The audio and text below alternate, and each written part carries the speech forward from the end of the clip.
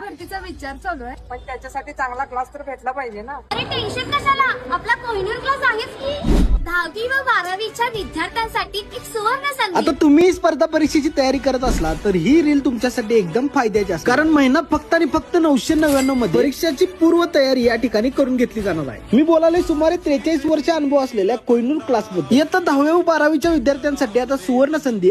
आगामी महाराष्ट्र पोलीस भरती 2025, वनरक्षक, अग्निवीर, महाराष्ट्र राज्य उत्पादन शुल्क पोलीस, तलाठी, रेल्वे भरती, TCS, IBPS पॅटर्न अशा विविध स्पर्धा परीक्षांची पूर्व तयारी या ठिकाणी करून घेतली जाते. या क्लासची वैशिष्ट्य म्हटला तर अनुभवी शिक्षक, दररोज लेक्चर, मराठी, अंकगणित, बुद्धिमत्ता, जनरल नॉलेज, इतर विषयांचे सखोल विश्लेषण, प्रत्येक टॉपिक वर सराव परीक्षा, महिन्यातून 2 वेळा मैदानी चाचणी परीक्षा, प्रशस्त बैठक व्यवस्था, हे सर्व काही तुम्हाला मिळणार आहे एकाच क्लासमध्ये. इतक्या कमी फी मध्ये परिपूर्ण तयारी करून घेणारा इचलकरंजीतील हा एकमेव क्लास.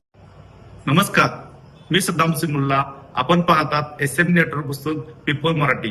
चला तर पाहूया आजची ठळक घडामोडी.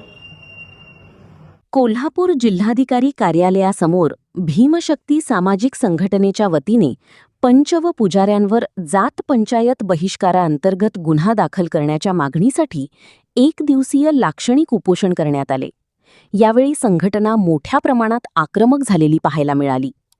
संघटनेचे कोल्हापूर जिल्हाध्यक्ष सुनील जावळे यांनी जिल्हाधिकाऱ्यांना दिलेल्या निवेदनात म्हटले आहे की 6 वर्षांच्या मुलीचा साखरपुडा करण्यात आल्याच्या प्रकाराविरोधात त्यांनी आवाज उठवला होता.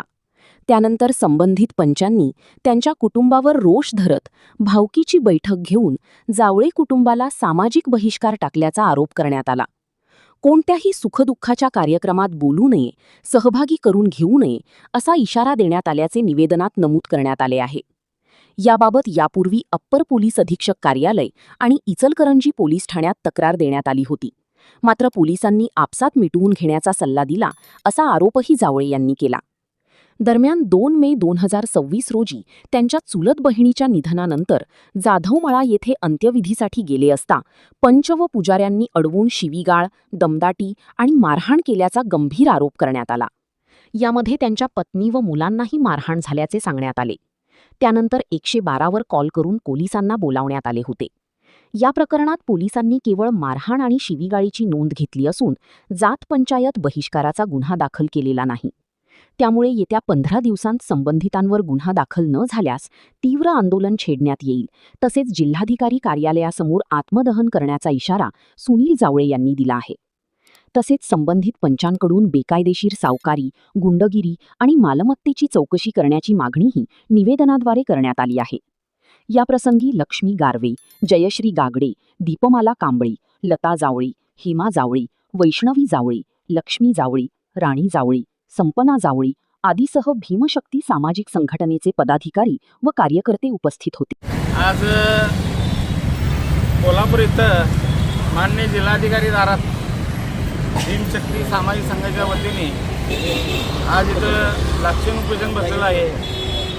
कारण असं की मी एक 6 वर्षा मुलगीचा साखरपुडा अडवला म्हणून मला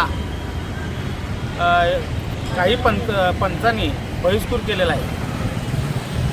पंचांची नावं अशी आहेत की बाबा लाखे, भगवान लाखे, दीपक लाखे, अशोक लाखे, चंद्रकांत लाखे, तसेच रामा लाखे, शिवा लाखे, तसेच विक्की लाखे, मुन्ना लाखे, पांडू लाखे, हे सर्व जात पंचायत करणारे लोक आहेत.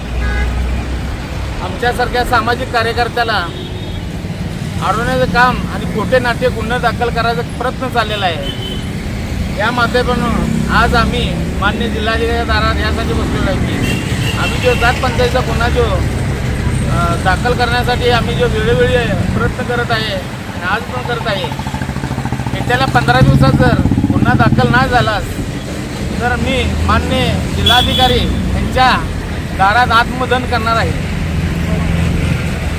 भीमशक्ती समाजाची एवढीच मागणी आहे, लवकरात लवकर करावं एवढीच आमची जिल्हाधिकाऱ्यांनी एवढीच आहे.